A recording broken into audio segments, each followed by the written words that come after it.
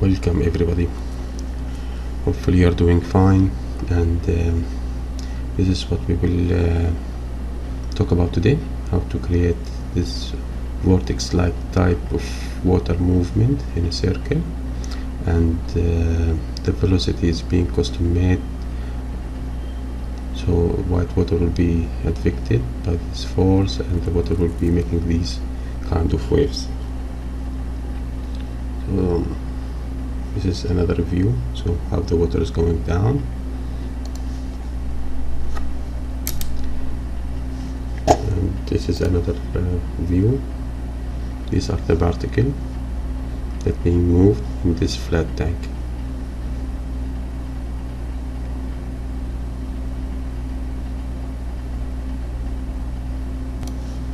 And this is another view.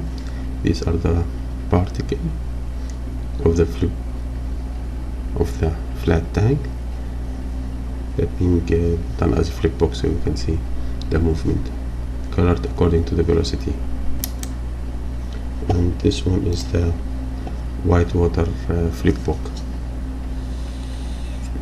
so you can see the bubbles, the foam, the spray, all of it. So let's go through the HIP file in a moment. So this is the HIP file, straightforward. So we start with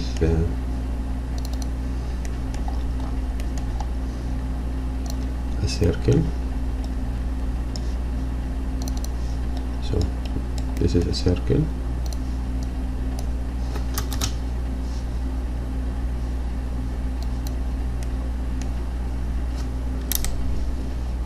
Just change the view so we have a bit of more real estate. So we start with a circle and we make copy and transfer for it. So the transfer is according to the scale, so we are creating some circle inside, then we assemble it. So we have name attribute, so each circle has its own name attribute, or we can use the class attribute also. So the idea is in the for each, we created a for each loop, so they can be rotated, as you can see here.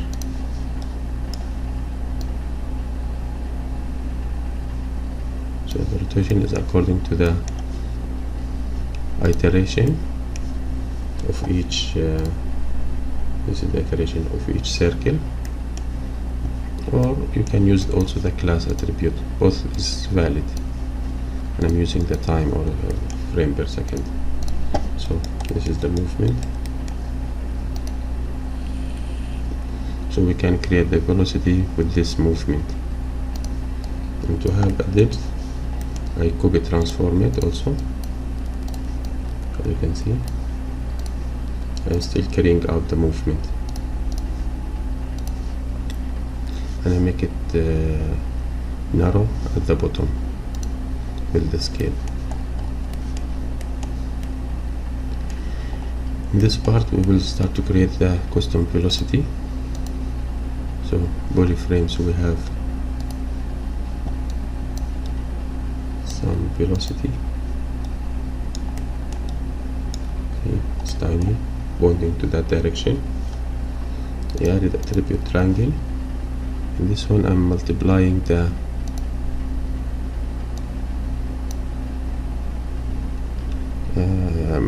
velocity with this value by 3. So the velocity is increased by 3. So we have this kind of movement.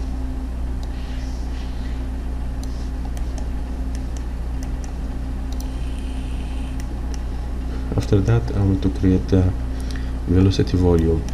So I added a bound box that encapsulates the whole circle. I created a volume and I call it vel and make it a vector, and I created a node volume from attribute that's taking this volume and adding to it the velocity that we have it here, point cloud. Okay, so this is the volume. Then I convert it to a VDB. So in the VDB I have 1, 2, 3 volume. Here I have 3 volume. Here I have 3 VDB volume. Then I merge it together using VDB vector from scalar, so they are all merged together as one. Then here I play it with the velocity.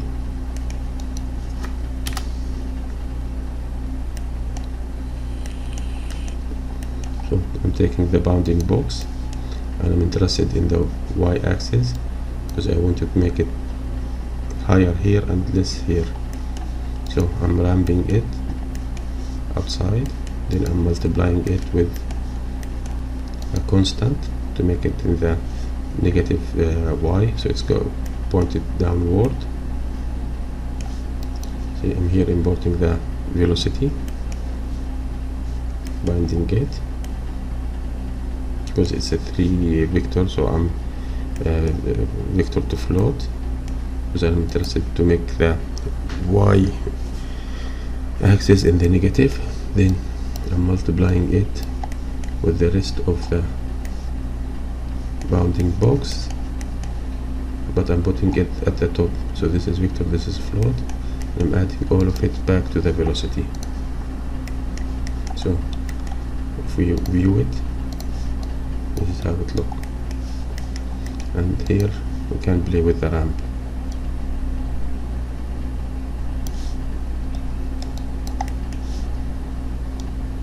Where you want it higher, where you want it lower, so you can affect the velocity.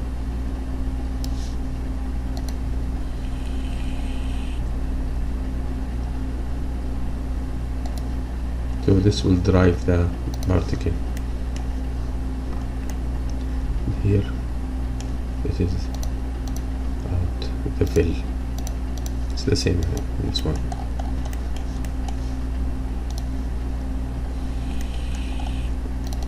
The grid is just something that set beneath the water surface, and this is for the suction. I just added a sphere down below. I squash it. Collision source, it's called collision, and I add it as a suction target. In the flat tank, from the shelf tool, there is no object to merge it with. These can be deleted. So in the wave tank I have narrow bandwidth, that's why you have one layer. Boundary box, boundary layer on both sides, so it can refill whatever the wave go up or down. And I am putting null output for the particles and for the velocity, sorry, for the surface. Is both needed for the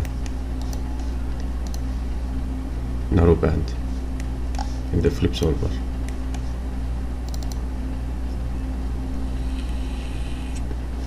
Now in the flip solver, just cancel it. This is the setup. The flat tank, it's a narrow band, so this one pointing to the particle and this one pointing to the surface.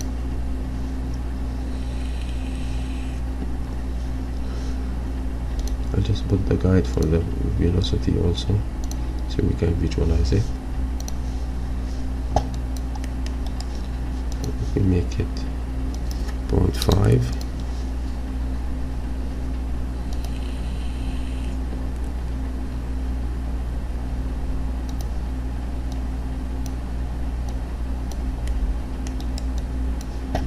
So here I'm adding two volume. The first volume is the velocity, that we added here, vel, and it is targeting the velocity field, and it's being controlled or marked by the surface of the fluid, and make it as an add. This one is a gas field triangle to control the suction, so the water will be drawn down to that sphere that's hidden here. This one I didn't create it by myself. This is from the particle field suction fluid, so it will create it for you, everything.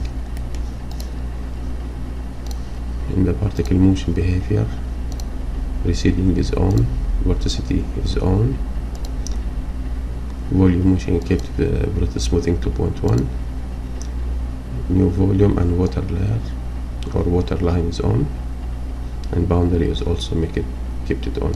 No collision, and surface tension I added also just to experiment with, then I just put it 0.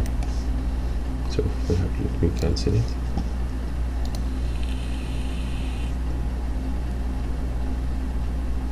So as you can see the velocity here, let's make it more pronounced, velocity.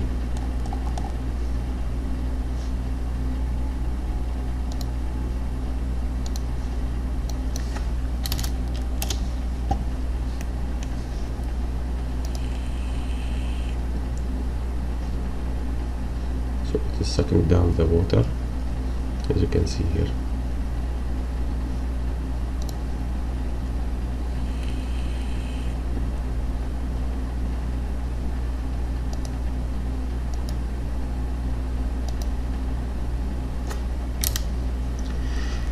So as you can see, the velocity is movement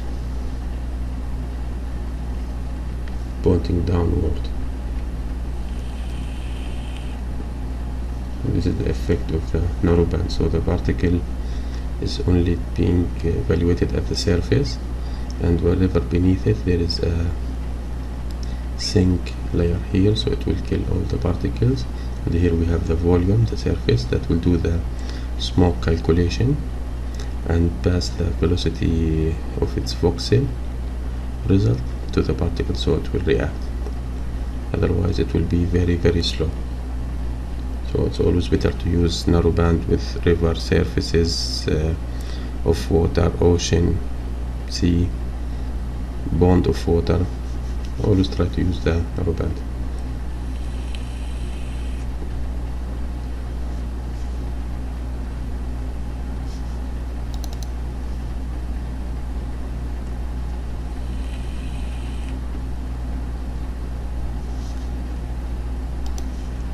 Okay. So after we are done with it,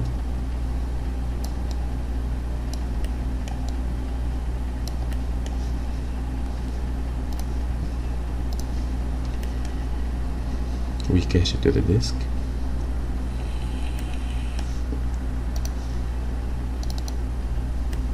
And the caching is from the shelf tool, straightforward. This is the particle layer.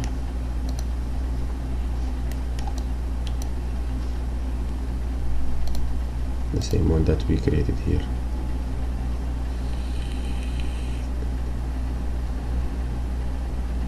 This one, this is the white water. No, that one is gone anyway. So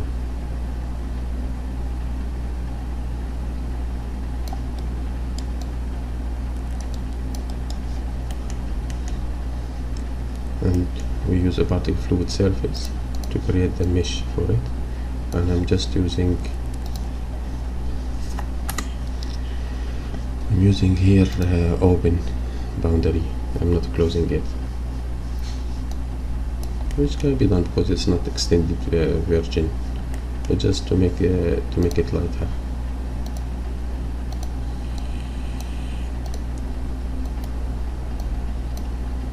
And more responsive. So this is the hole, and this is how the water is moving.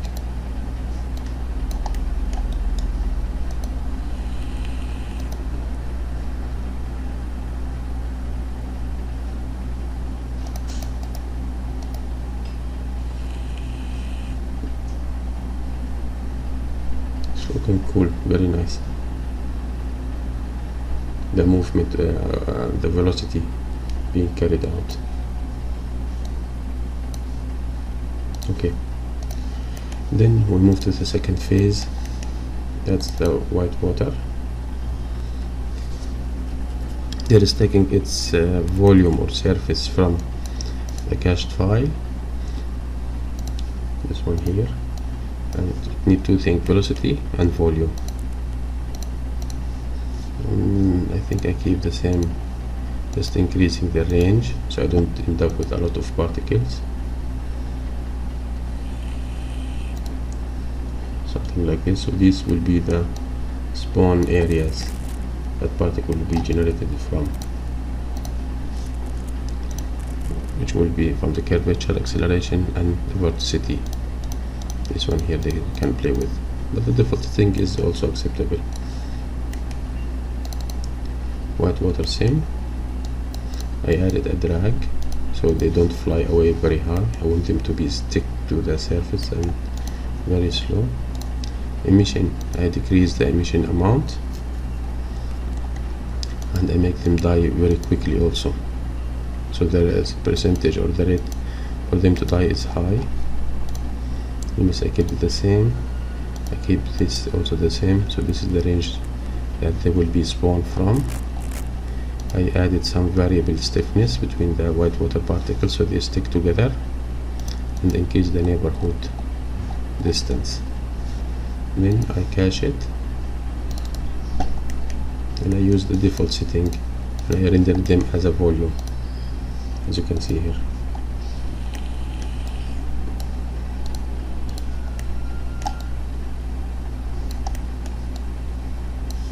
Let's create volume trail.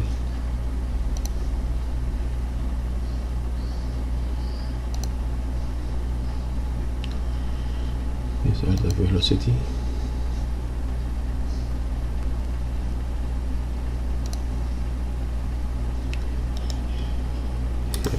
Bounding box.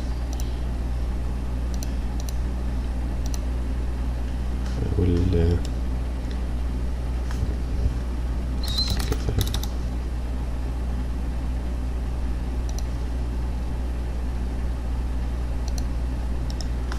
do an ISO, so I created a volume from this bounding box.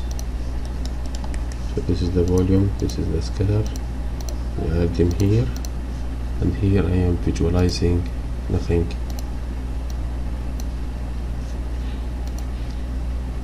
Density, which is the velocity here.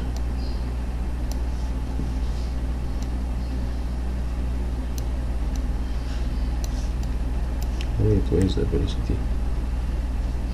Density from here.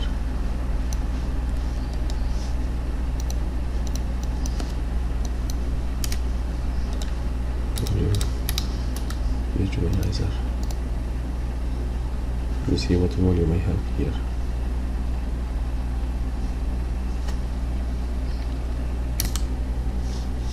Sorry, the session was crash, so we'll create a trail object node, and we compute the velocity.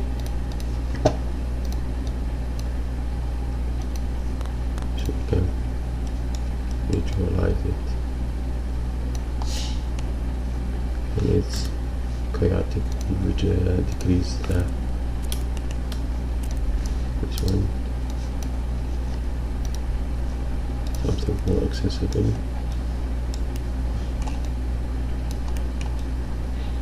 So it's pointing downward somehow, so chaotic.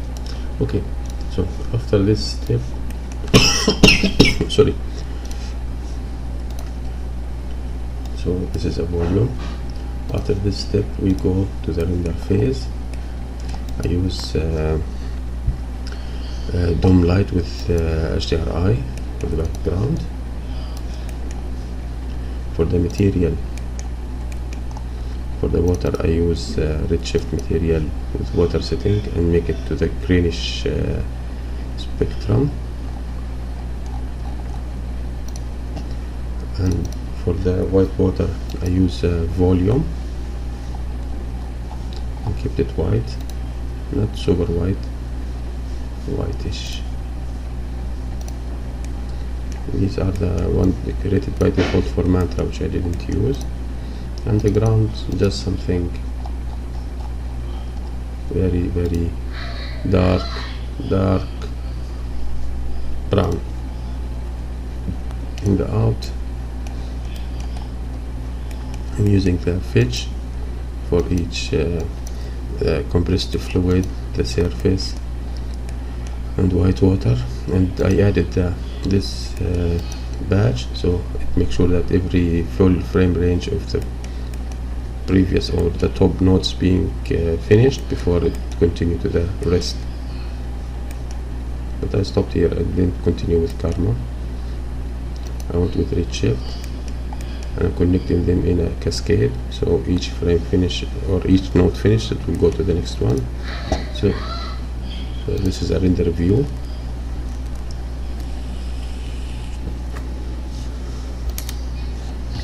So let's choose a camera. Which camera we have here? Let's try this one and fire it.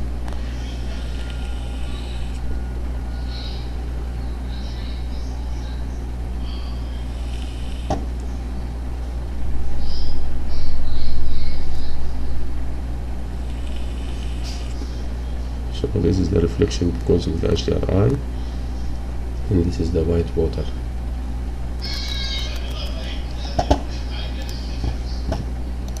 And this is the end result. Also you see it again.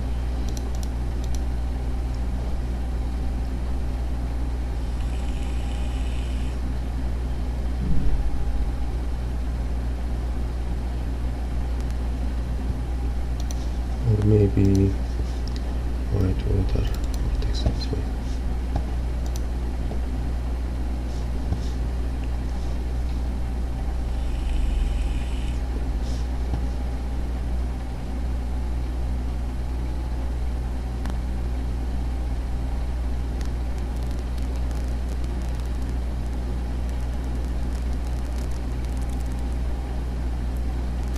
Very nice.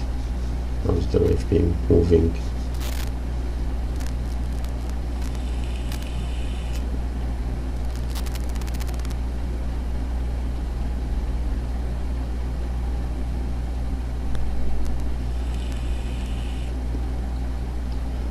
The higher the white water, the more we will have white water particles and spray being affected and created.